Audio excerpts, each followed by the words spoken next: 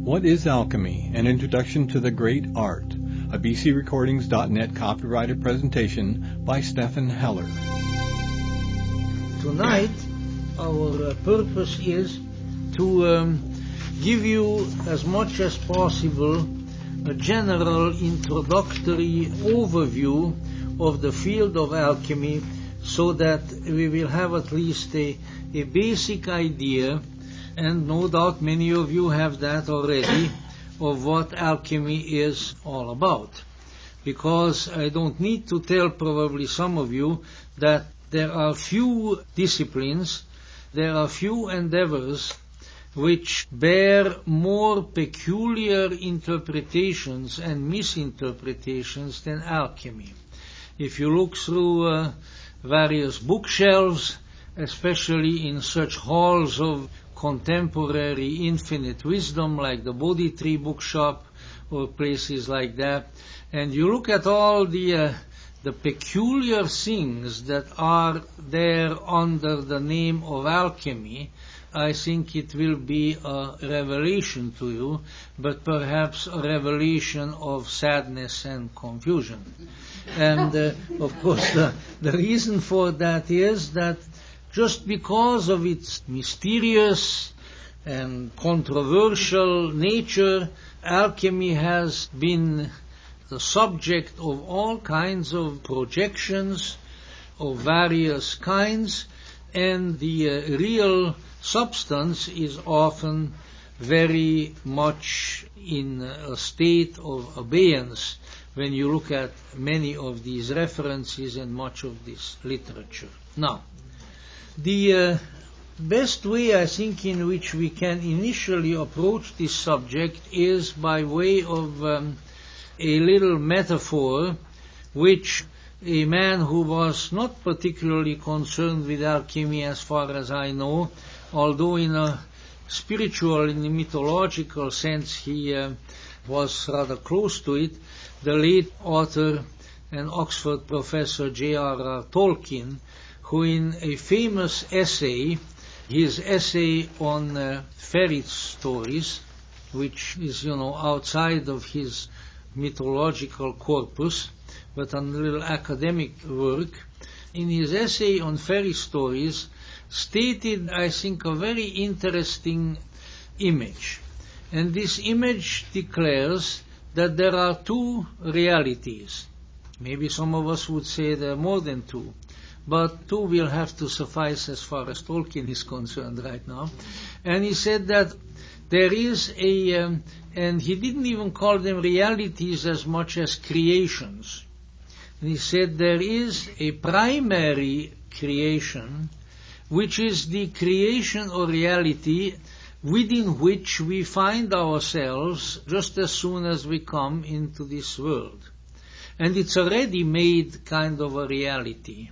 I like to call it a prefabricated creation. It's all there, And this one, so Tolkien says and implies, we can't really do a great deal with just because it is sort of finished, And therefore, if we, let's say, want to really address ourselves to, those are not his words, of course, but to a creative creation, or if we want to address ourselves creatively to another reality, then we have to come up with what he called, or we have to find entry into the secondary creation.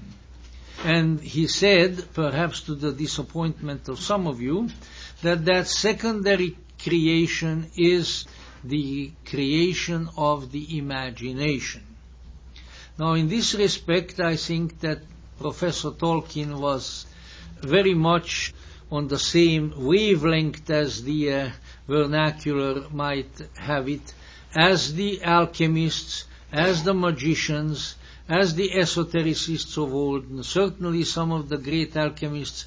Albertus Magnus comes to mind, Saint Albert the Great, as he is known to Christendom, who said that the imagination is an extremely important faculty of the human, a magical faculty, a holy faculty, whereby very, very important things are created, are brought into view, are brought into focus. And so, whatever we want to call it, we need to keep in mind that there is something within us that, if activated, will open the doors to a creation, a reality that is different from the prefabricated one within which we find ourselves, and that really in every age and under every clime, let's say from the primeval shamans who still survive in the backwashes of Siberia or of the rainforests of the Amazons, right up to the alchemists and to the magicians, and perhaps to some degree even ourselves, modern-day Gnostics, speaking for myself. This realization, this ability to create was known and is known. And that faculty, that creative faculty of the imagination was always there as the chief instrumentality in these activities. Now, in elaborating on that, we might say that what happens frequently to the human psyche, to the human consciousness, is that when it is confronted with that primary creation that Tolkien was talking about, that world of facts that exists in the outer world, that some people have called a consensus reality, then we become desirous of change in that reality. But you know, behind that there is an important situation that we discern very soon that this outer world as it is in many ways really not to our liking. And usually for good reasons. So now we are looking for change. How can it change? How does it change? How might it change?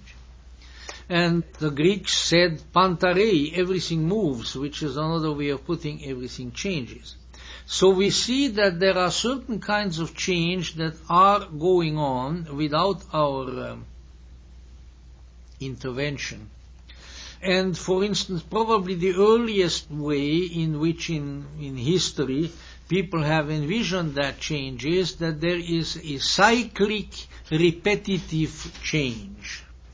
They looked at the sun, they looked at the changing relationship of the sun and the earth, they observed the changing of the seasons, and they saw a cyclically repetitive movement of change, which, although it is change, is really the kind of change that isn't going anywhere. It's merely recycling upon itself, like the legendary Ouroboros serpent that holds its own tail in its mouth. Now then, that was a very important image of change in the world for a long, long time, and it still exists in certain cultures to some degree. It was then supplemented and ultimately replaced by another kind of change, and that is what people have envisioned as the change in linear historical time.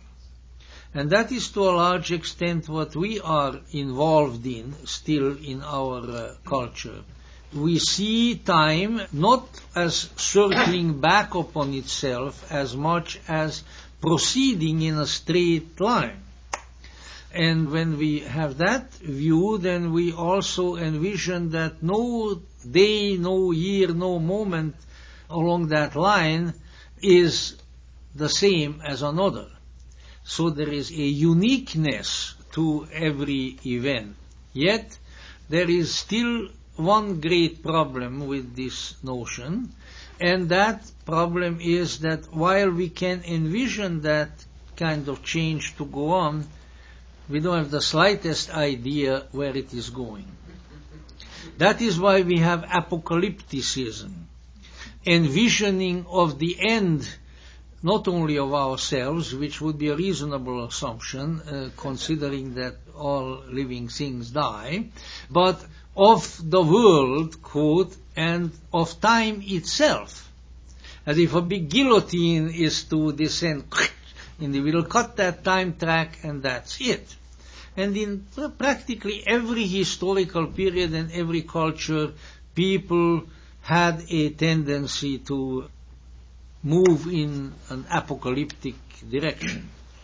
Now then there is, however, yet another, beginning kind of with the 18th century, latter part of the 18th century, another notion arose that has to do with change, and that was evolutionary change. And this, of course, came out of the scientific discipline of biology, of dear old Charles Darwin, and it certainly has furnished religious folk, especially of the kind of fundamentalist variety, with a wonderful field of argumentation, so that even today we can hear on the radio and the television this fulminating against what these folk are often pleased to pronounce as evolution. Evolution. So now we looked at all of these varieties of change, but in addition to, and envisioned ultimately in a certain sense as really in lieu of these changes, there's yet another. This one was sort of a secret. It was not something that people openly talked about a great deal. It was such a big secret that it was even a secret to themselves, usually, That's the real secret. But nevertheless, this was the secret way of change. And what was the secret way of change? Transformation. Transformative change. None of the others that I mentioned before qualifies in that respect. And this is a very, very strange kind of change which ordinarily we have very little knowledge of, and it's hard for us to relate to it on the surface. Because we don't have many examples of it at all around us that we can look at and use as a metaphor. In fact, there are very, very few examples. One that I can think of is sort of an example, is what happens to the caterpillar after it spins itself into a cocoon and then changes into a winged creature, a butterfly or something of that sort. Because that is a rather different change from others. What we find there is that the creature encloses itself in a vessel, it builds a vessel for itself, and then becomes not an other creature right away, but rather reduces itself to a kind of a black goo. A formless blob of substance. And then this formless blob of substance slowly reconstitutes itself, and eventually out comes the winged butterfly, which doesn't look at all like anything that was there before. It has been, as we say, transformed. All right. Now, this transformative change is the kind of change that alchemy endorses. In fact, it is the essence of alchemy. And even with all the alchemical literature that came forth over a long period of time, and some of the very fine contemporary or nearly contemporary interpretations of alchemy, such as the one that Carl Jung brought forth, and we'll speak about that in greater detail later on, it is still very mysterious as to where and how this transformative change can be applied, and how does it work. So in the background of the alchemical thinking, there is an insight, that's probably the best way of putting it, an insight that declares that reality, and within that reality we ourselves, can undergo a substantive transformative change which will make reality and ourselves within that reality into something that is not present at all. It won't be just a process of growth, like a seed that falls into the ground and then out of it grows the particular plant, the seed of which it was, like an acorn that contains in potentia the oak tree and will grow into an oak tree if all the circumstances. Not that sort of thing at all, but a change that will produce something entirely different from what it is now. And moreover, that this kind of a change is an ultimately very desirable thing, and that it is really the kind of change that will produce a transcendental, unearthly, timeless, miraculous result, which sometimes has been called the stone of the philosophers, sometimes called the elixir of life, sometimes both, sometimes nothing, but which is nevertheless envisioned as being thus present.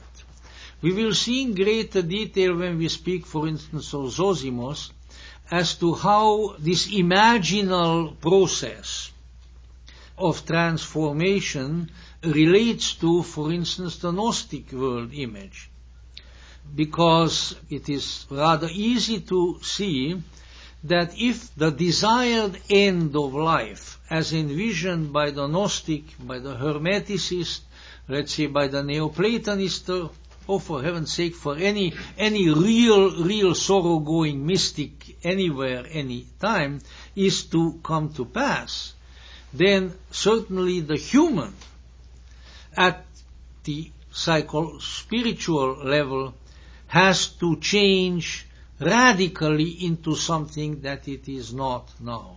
And when it does changes, then it will be in touch with something far greater than itself. That as long as we stay as we are, and you can attach various epithets to that. If you are psychologically inclined, you can say, well, as long as we stay unconscious.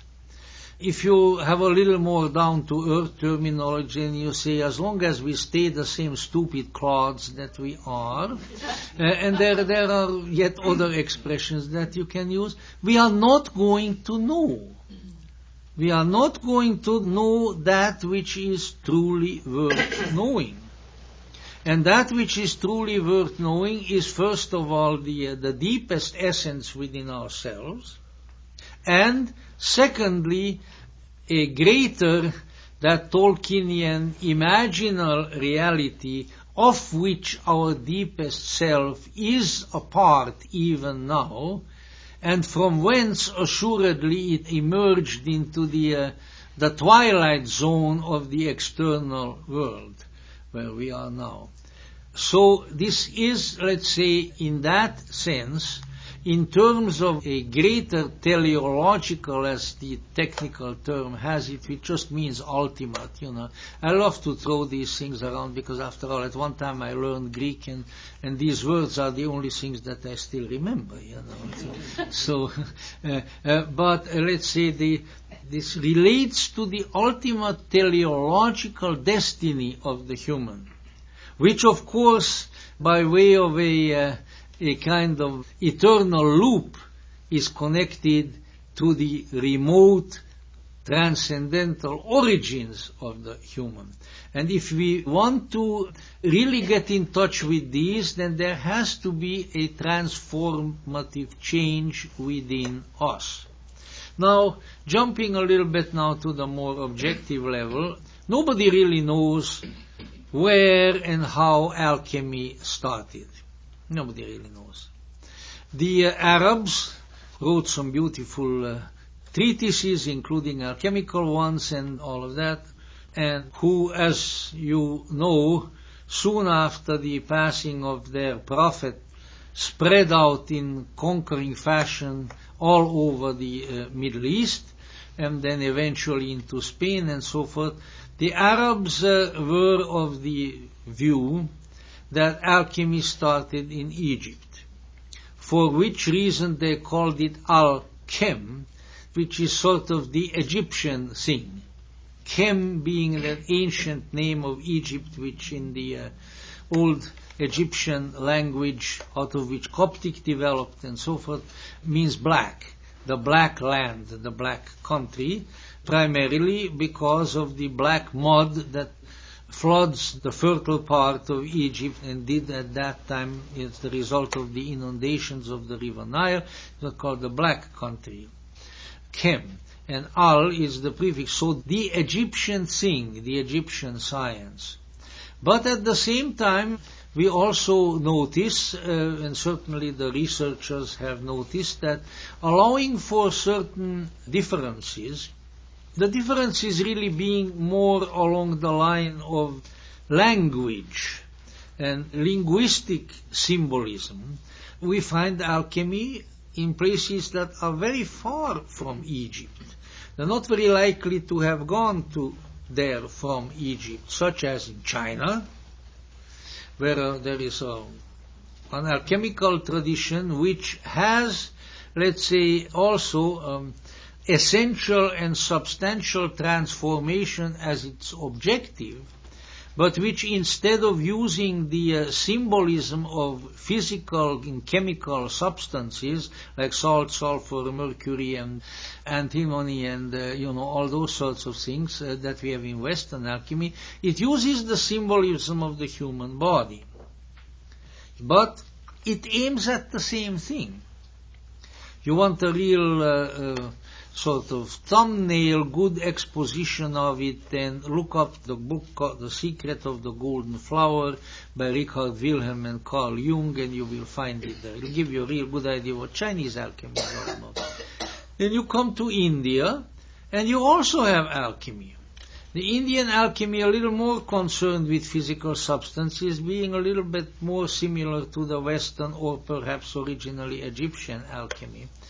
I just know that there's one little story out of Indian alchemy that always sticks in my mind because it illustrates a good principle that, and this I've heard from people who lived in India for a long time, a good while ago, not very recently, but still, and they said that, even in the 1920s and 1930s, there were rural alchemists wandering around in India, going from village to village and promising the villagers that they would make gold or something else that they liked. I think they like gold best. It's a fairly common predilection. And it's out of these village alchemists that come the story that the alchemist came and said, all right, people, if you pay me so much and everything, I'll show you how to do this.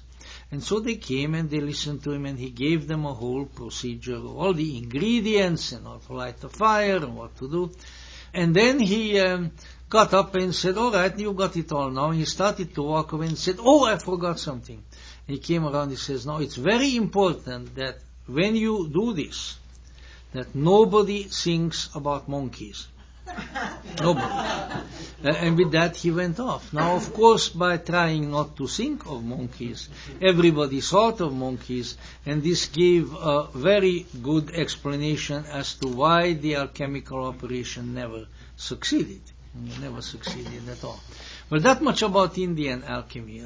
Just that one funny. But there are alchemical kinds of preoccupations and activities in many, many places.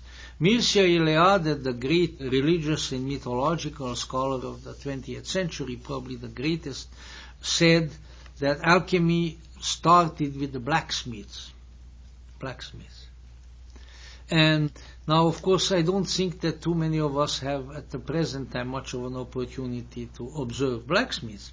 But coming from a much less mechanized country, in my childhood, in our village where I lived in Hungary, we definitely had a blacksmith shop. And I can see what Mircea Eliade is talking about, because it was the most mysterious and kind of occult place in the whole town.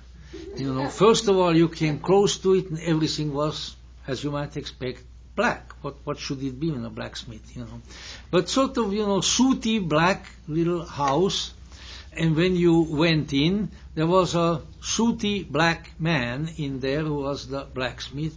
And a roaring fire with really mysterious sort of red and orange flames shooting up and big bellows, which usually the blacksmith's unfortunate small children were chosen to work, the bellows blowing on these fires and the fires roaring, and of course pieces of metal being inserted into that fire and changing into red hot, molten, soft metal.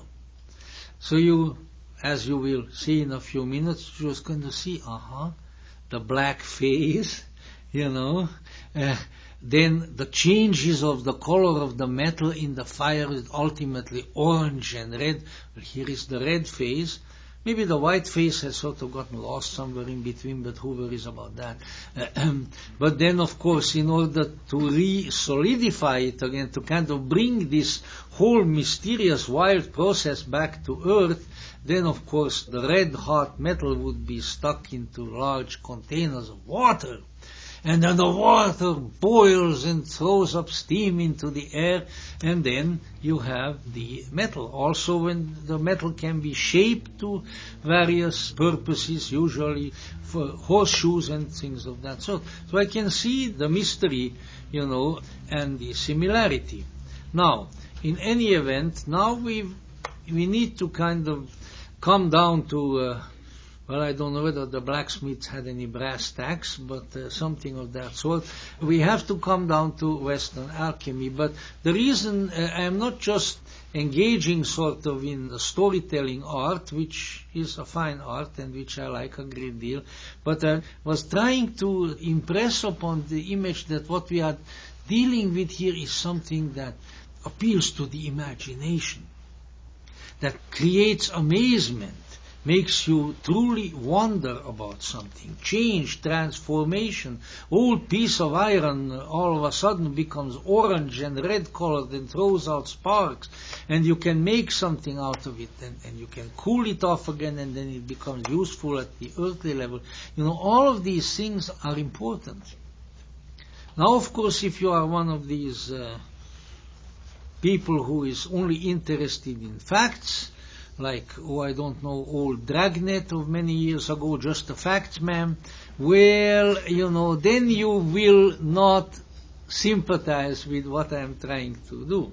But I'm trying to indicate to you that we are dealing with something here that is an opener of the imagination, that is a way of entering the secondary creation that Tolkien spoke about in that particular essay. Now, so we don't really know where alchemy came from. I think we probably would be fairly safe in saying that alchemy came from the human soul. Wherever the human soul happened to be, eventually it came around to an alchemical or alchemical-like way of trying to accomplish transformation. Right?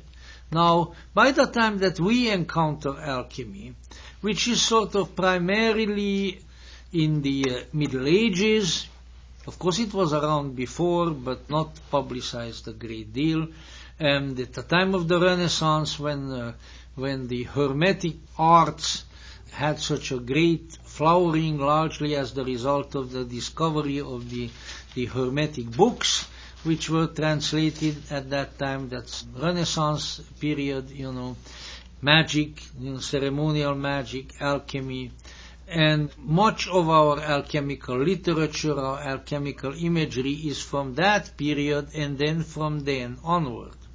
Interestingly enough, alchemy persists, not perhaps exactly in the same way, or perhaps not having the same kind of public appeal and respectability, but it persists so that in the very midst of the Enlightenment, which of course was supposed to be really the birth of rationalism, the getting away from all kinds of superstition, and all that sort of thing, some of the greatest figures of the Enlightenment were, on the sly, or sometimes not so much on the sly, alchemists. Voltaire not only knew about alchemy, but he knew how to practice it. Johann Wolfgang von Goethe, the great German poet, the prince of poets and poet of princes, one of the chief figures really of the Enlightenment, the practicing alchemist, never made any secret out of it, had an alchemical laboratory and many, many others. So clear into the age of reason, clear into the era of the Enlightenment, Benjamin Franklin knew about alchemy. Well, of course, he was a man of very, very wide interests, and he may have even had some alchemical operations, because after all he did everything, he conjured the lightning and so on and so forth. So it was a long period that alchemy was there in the culture and was highly regarded. It was often referred to as the great art, often referred to as the natural philosophy, whereby it was meant the philosophers of nature, which, to explain further, is, let's say, the kind of wisdom that arises out of the observation of the transformation process by way of the elements of nature. That's what they meant by philosophers of nature. Not people who went out into nature, hiked around in the hills and then philosophized about it. No, that wasn't the story at all. So it was a very important discipline that lasted for a very long time, had very high regard. Now, okay, after we know all of that, why did it come to an end? Well, why does anything come to an end? But it really came to an end when rationalism in the culture had reached the point where it wouldn't really recognize anything as real if it were not totally tangible and factual. And that is when alchemy then yielded up its gift to the future generations by way of its successor, chemistry. In fact, a lot of the discoveries of chemistry, of pharmacology, for instance, had alchemical origins.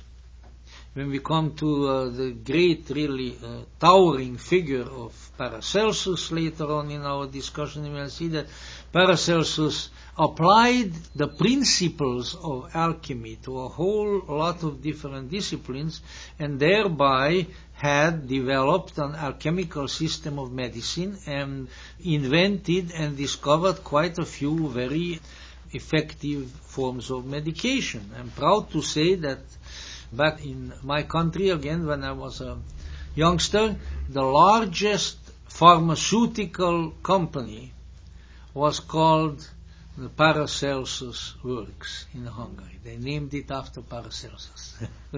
Somehow those old Hungarians knew something, Now, in any event, using now the terminology of Western alchemy, I'll sort of try to follow step by step the main steps of the process. And as we go on in our talks with the various great alchemists, when we see their contributions, then we will be able to look at more detail.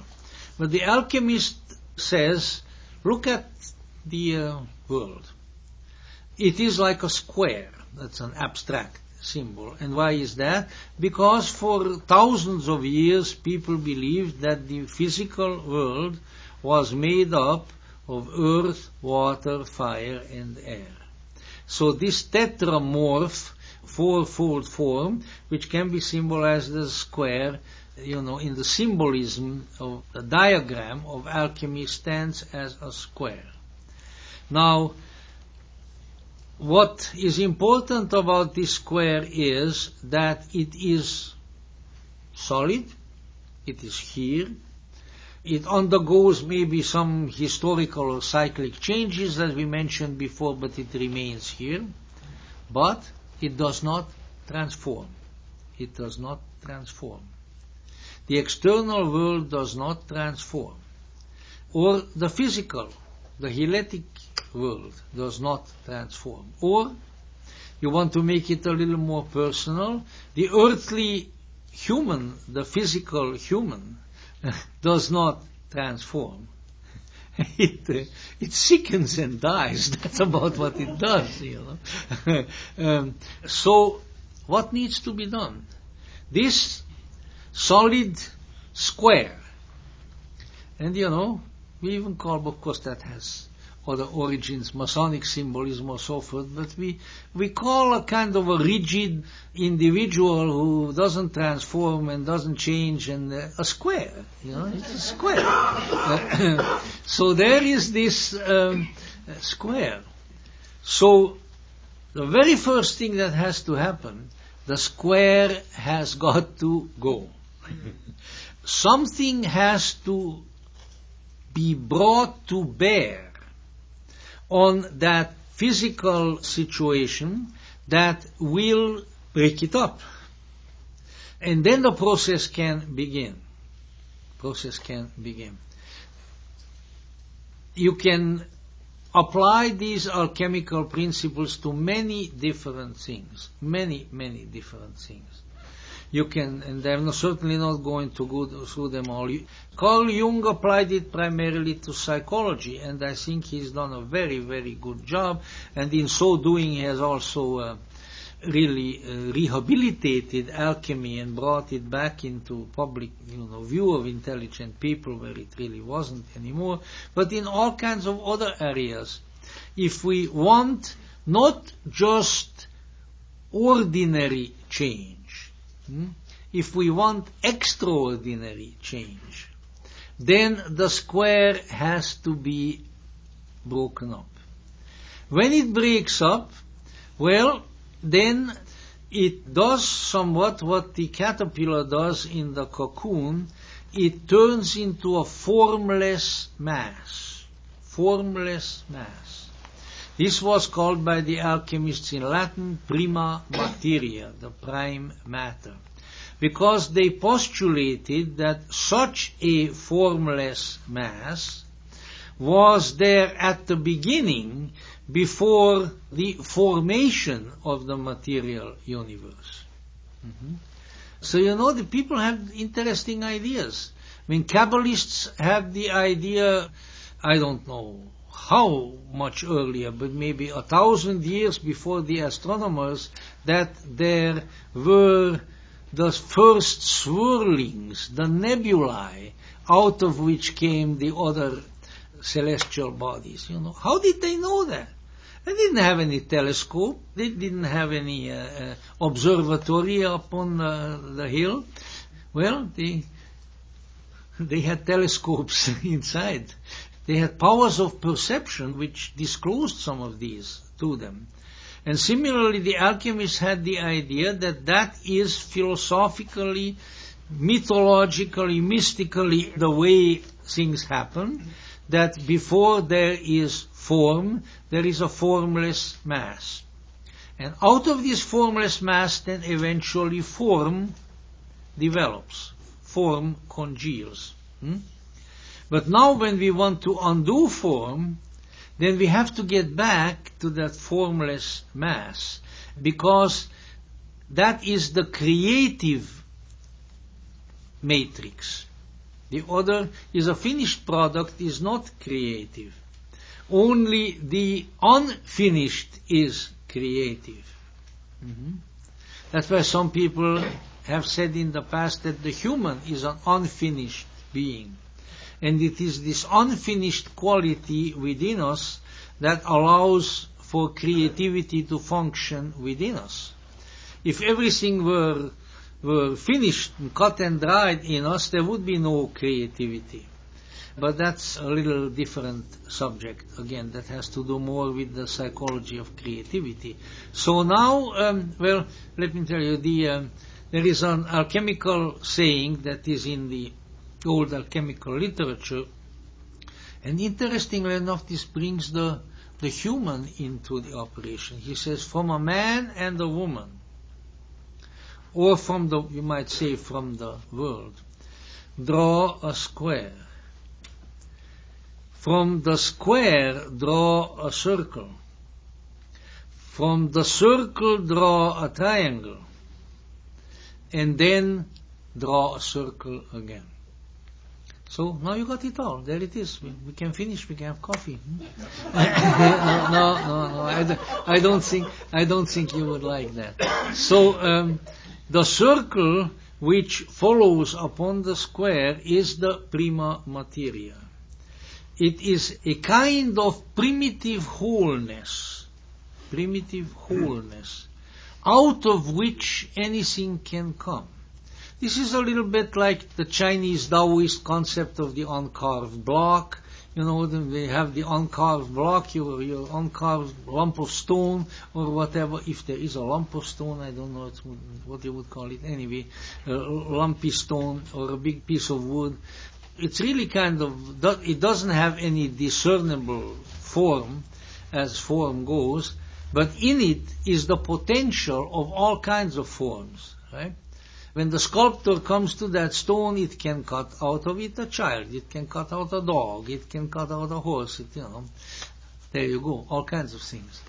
And so that's what this is like. It's a condition wherein the potentiality and the possibility of countless things is present. It's real creativity.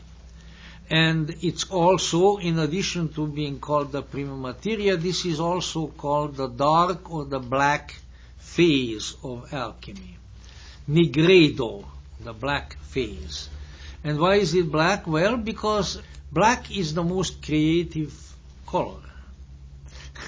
If you are in a room and extinguish all the lights, everything, no light is coming, really, really black. It is kind of like you have after a blackout, You know what?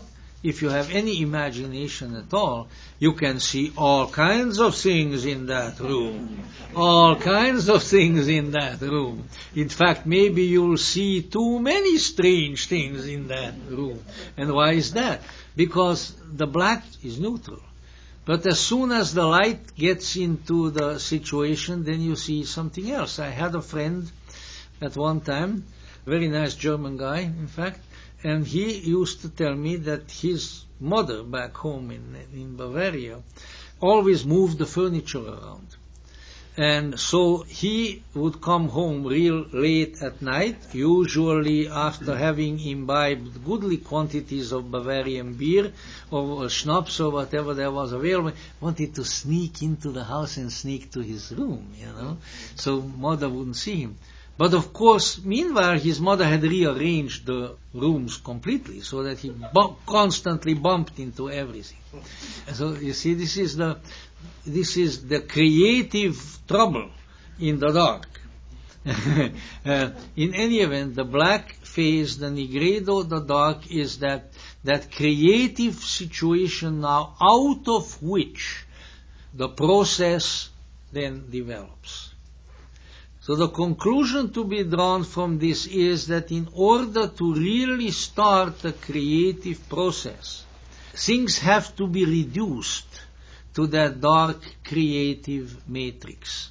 I leave it up to you to apply this in various ways. But let's say you really want to have some big creative idea about whatever, about life, about God, about the universe. It might be a good idea to first get away from the ideas that you already have.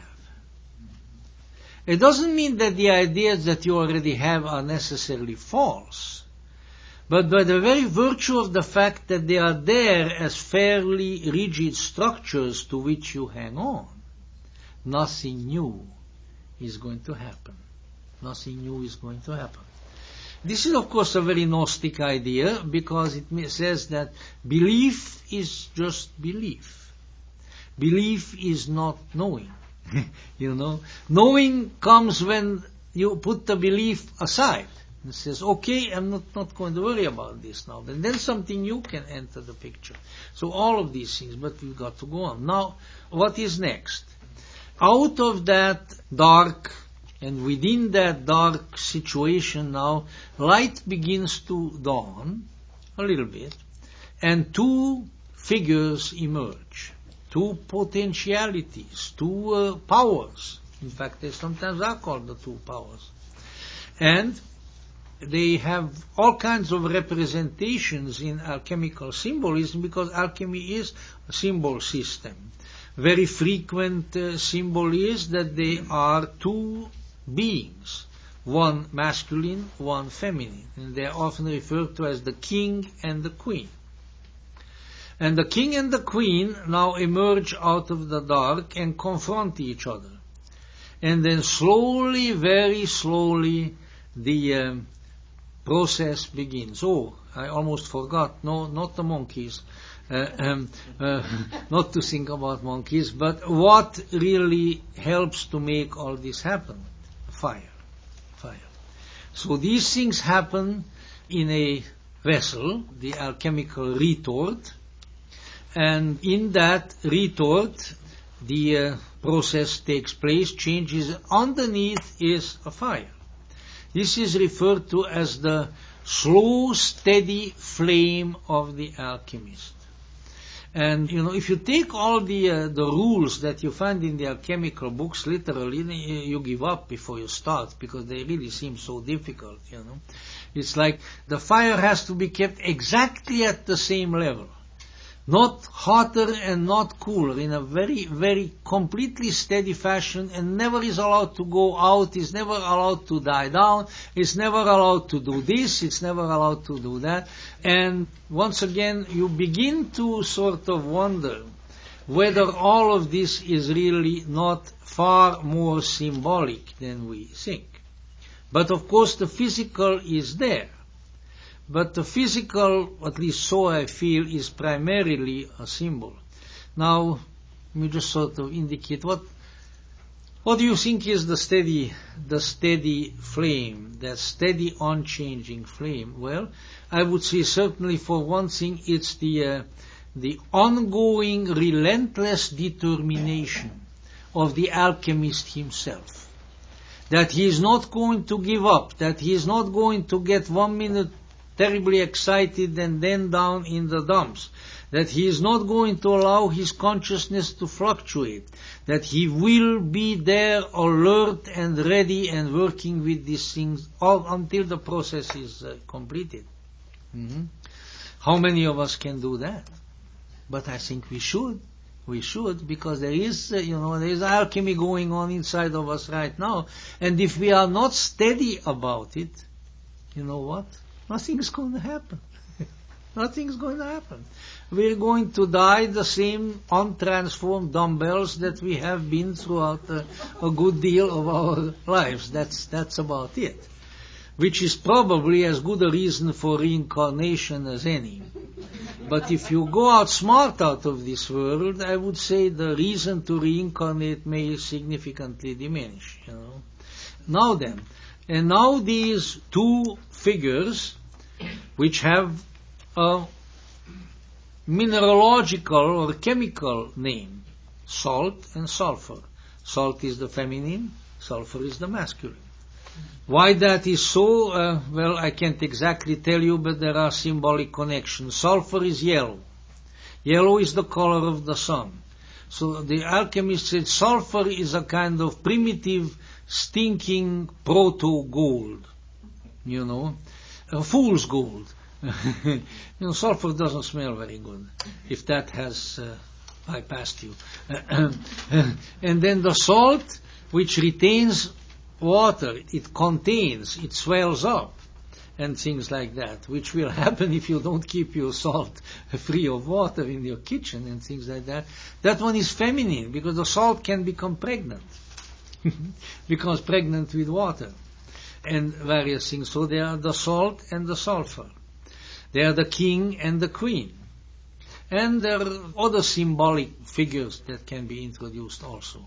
Now they begin to interact with each other because the result of their interaction is the envisioned goal of alchemy, the ultimate wholeness, the stone of the philosophers. But it's a long process in that direction. In fact, a little bit more about that. However, once again, lest I forget, there is also a third. The third is not so easy to see as these two, but the third is there as the facilitating and accomplishing agent of the conjunction.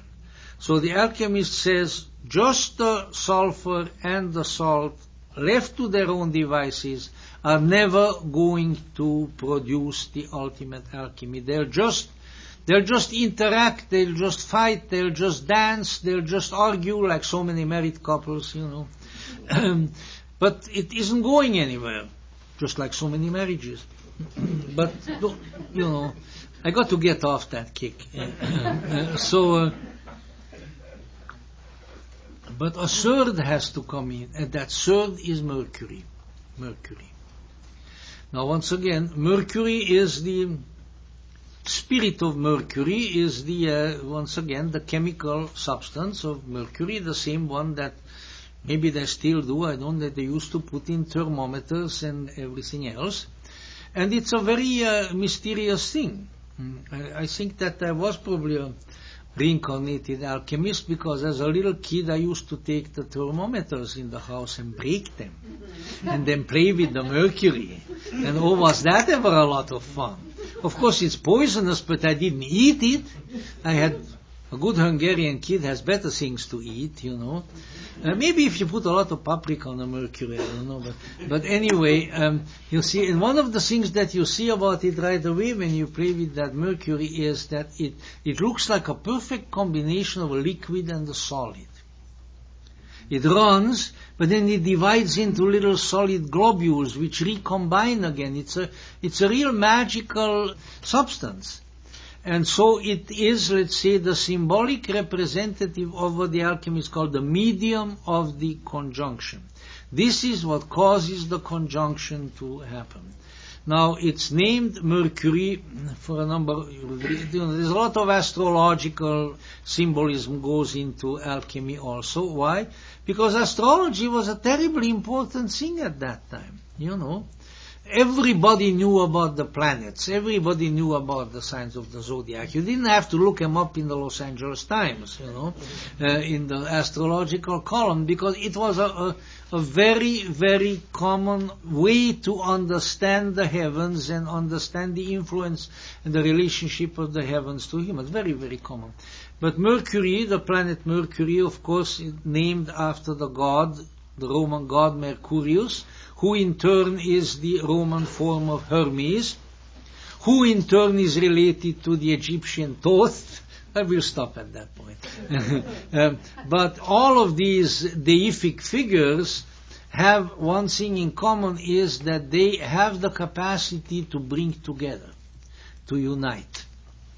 Therefore, Mercury is the medium of the conjunction. This is often envisioned now as a triangle.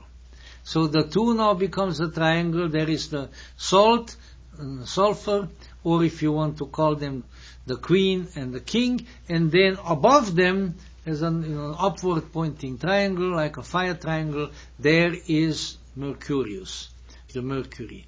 And this Mercury influences them, aids them so that they can reunite once again, so that the union can be accomplished. But it's a long, drawn-out process. On other occasion, I think we did an alchemical series of talks on the Rosarium Philosophorum, the Rosary of the Philosophers, which consists of 10 images, and which Carl Jung utilized in one of his books. And these are sort of the 10 sub-phases in addition to the 3 great ones. So first, in the Nigredo, in the black phase, which we mentioned, in the initial part of the interaction, we have yet a whole bunch of subphases, and I'll mention the Latin names and then translate them quickly. First, solutio, solution. That is when the solids are dissolved, when the square is broken up. Elementarum separatio is the second one, the separation of the elements, which ultimately leads to the separation of the two main protagonists, antagonists there, the king and the queen. Then they are beginning to try to have fun, let us say, as men and women often will do if nobody prevents them, and that is conjunctio. They are beginning to join together, they embrace. However, that embrace eventually really leads to a fusion between the two. They have really united, much more so than any sexual act unites anybody. But you know what? It didn't really work all that well, seemingly, because this newly fused unity of the two is dead. Mortificatio, death. Following up on mortificatio, as it often is with human bodies, putrefactio, putrefaction. So it begins to dissolve. Oh well.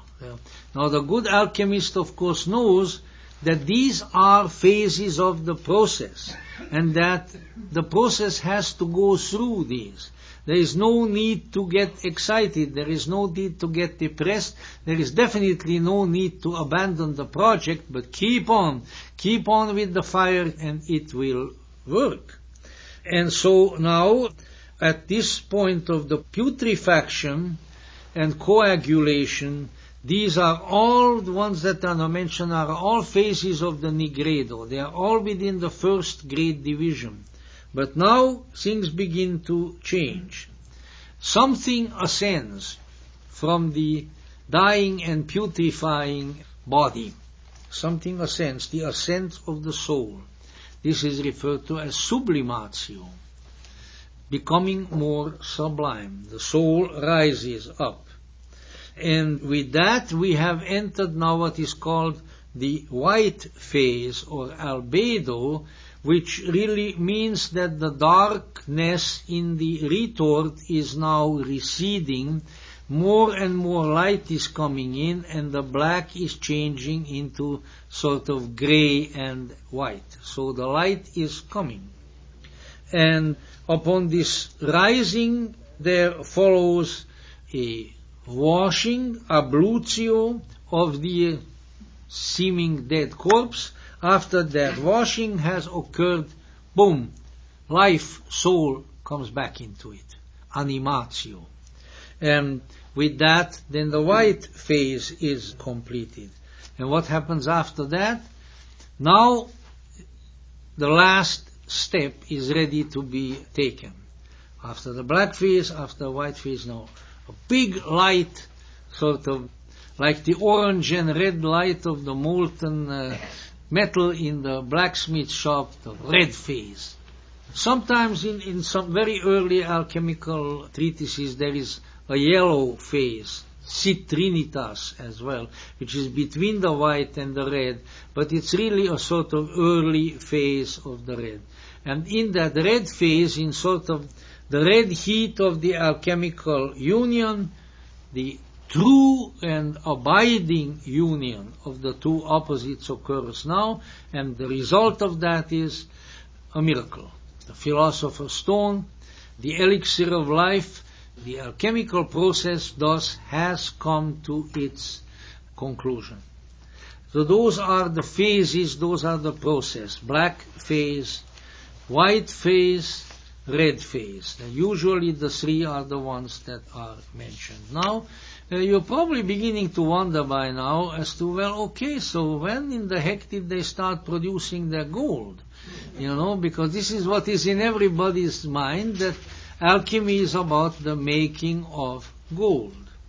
And of course that's not entirely untrue, because the alchemical symbolism states that when the final result of the alchemical process of transformation has been achieved, when the stone of the philosophers is there, this mysterious object, it's not always represented as a stone.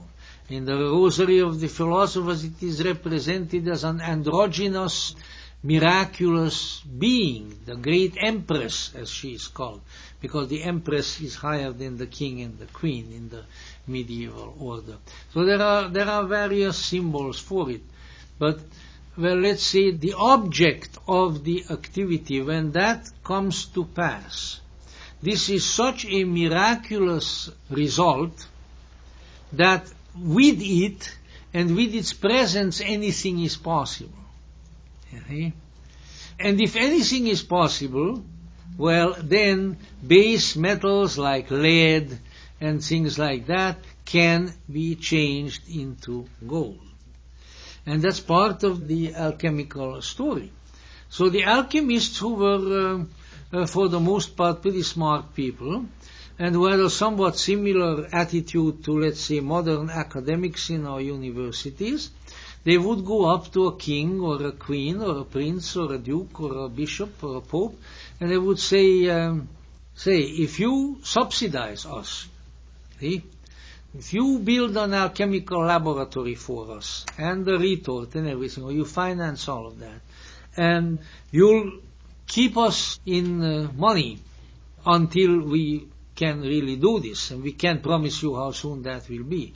If you do all that for us, when we finally get it done, we will be able to change lead and iron and things like that into gold for you. But you have to subsidize us first. So this is kind of like nowadays a government grant. You know, you go to the government and say, look, if you give us money, eventually we'll produce something that you can use. And the government usually says no, because our governments or any governments are in the business of taking money from people, not giving it to them. And so to reverse that process is very, very difficult. In any event, there is the issue of making gold. There are stories, there are reports and legends that some alchemists did produce gold and that then they gave it to their patrons. It's difficult to tell. Also difficult to tell what fraud might be involved, all kinds of things. Some people claim that with certain modern processes even, that gold can be made, but that it's so much trouble, takes so long, and so little gold is produced that it's really not worth it, you know. So you might as well, I don't know, hold up the jeweler store and avail yourself of your gold needs in that fashion. But obviously we are dealing here with a symbol system. Obviously we are dealing with a symbol system. And the symbol system declares that once that transformation has really occurred, really proceeded, then the transformed person, being, whatever you want to call it, becomes a miraculous creature. And there is no telling what it will do. There are all kinds of magical powers that are outlined in some of the alchemical books about what the philosophers does. It heals the sick. It makes the sad happy. It, does everything under the sun. It's a miraculous object. But I think the symbolism indicates that when the transformation is complete, then really the sky is the limit, in a sense, as to what you can do. And that not just physical things, but otherwise, because you have become now you have become an all-powerful being. And you say, arrogance, inflation, and all of that. But you know what? What are the qualities usually attributed to God? All-powerful, right?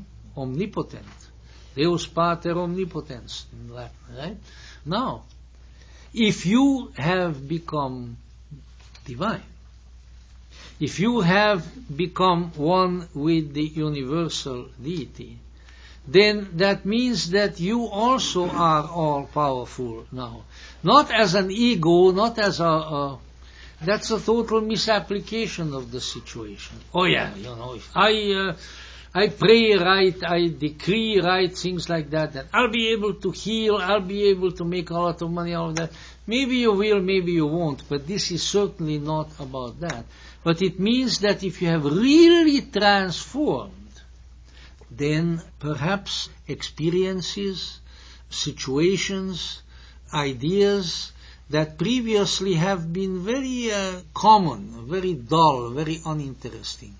What could be more dull than a piece of lead? Just kind of look at it. I mean, it's heavy, it's lumpy, it's gray. There's nothing very nice about it. But if you can transform the lead all of a sudden into shining gold, so maybe then the transformed soul can apply this miraculous principle to all kinds of life experiences. And things that previously seemed very, very dull and very, very bad, all of a sudden are wonderful. Life becomes wonderful. Life becomes a miracle. Wherever you look, there is shining gold and no longer the old things. What has changed? You have changed. The philosopher's stone has changed in you. This is, of course, the personal application. Now, a lot of other things could be said because the alchemical principle has been applied in various ways. And I just want to indicate at this point, because we are coming toward the end of our time, that the important thing really to all the great alchemists, and I can see, and we will talk about them, was the principle of alchemy. They felt that there was a principle here, there was a process described here that is extremely, extremely important and tremendously valuable. Not the gold. That's a flapdoodle. That's a byproduct. It's just like we have all kinds of spin-off from the space shot, going to the moon or things like that. It's nice to have the spin-offs, but the important thing was getting there to the moon, getting to the moon for heaven's sakes, And that's the way they looked at this, that there is a principle here of substantial change which has tremendous implications.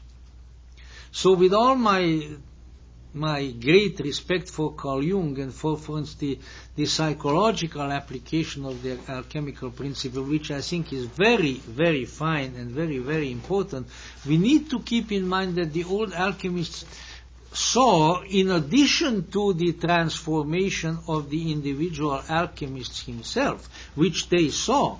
One of the very famous alchemists, I think it was Michael Meyer, or another one who said, "Be ye therefore living philosopher's stones," indicating that the alchemist himself has to change and has become the great transformer.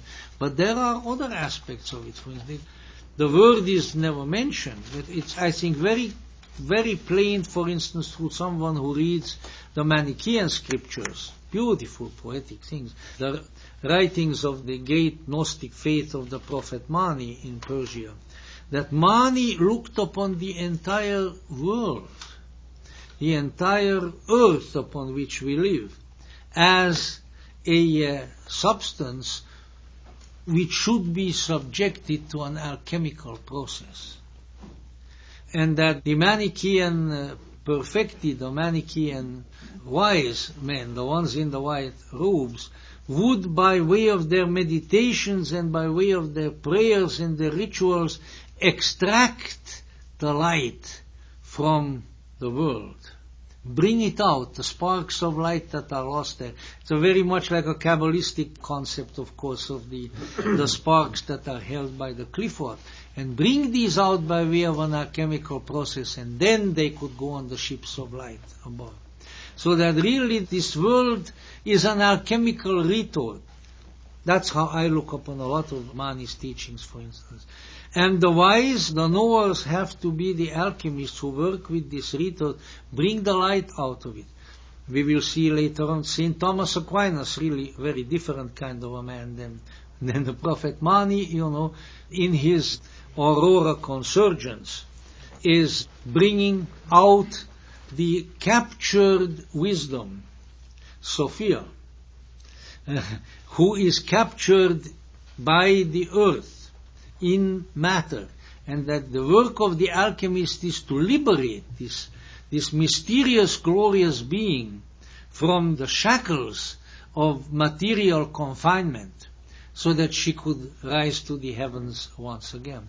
So you can see that the application of the alchemical principle within various mythic contexts, a Christian Sophianic concept in the case of Aquinas, a sort of quasi-Kabbalistic concept in the case of Mani, and all along the transformation of the alchemist himself, because it's quite evident that if you look at all the alchemical scriptures, that if the alchemist himself does not transform, then obviously he doesn't have the power to transform or change anything else.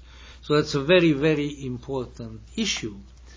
And so we have here a very mysterious, very, very ancient way, sort of the secret path of change, which was a secret because people's consciousness was not able to deal with it, and that's the only reason why things are secret. Real secrets are not secret because somebody locked them up in the trunk somewhere, but they are secrets because we are not bright enough to recognize them and see them, They stare us into the face, but we are looking at something else. And so this was the secret way of change, the secret way of changing ourselves, the secret way of changing life, the secret way actually of changing the universe and liberating various forces and glorious potentialities and beings in the universe. And then, at the very end, it says, first a square, then a circle, then a triangle, and then a circle again, the final circle, wholeness. No longer the unconscious, seething, bubbling, dark, terrifying wholeness of the Nigredo, of the black face, but the ultimate wholeness, the ultimate circle, where everything has become one, which is, according to many, many traditions, really the objective of this life, the objective of ourselves as human beings, and the great work, which is what the alchemists called their process of transformation, magnum opus, the great work. The great work that we maybe unknowingly, maybe sometimes reluctantly, maybe sometimes even obstreperously, but still we have come here to do that great work. If we become aware, we become conscious of these principles, then perhaps, we might even accomplish that great work. We might actually do it. Let's hope so. Thank you very much.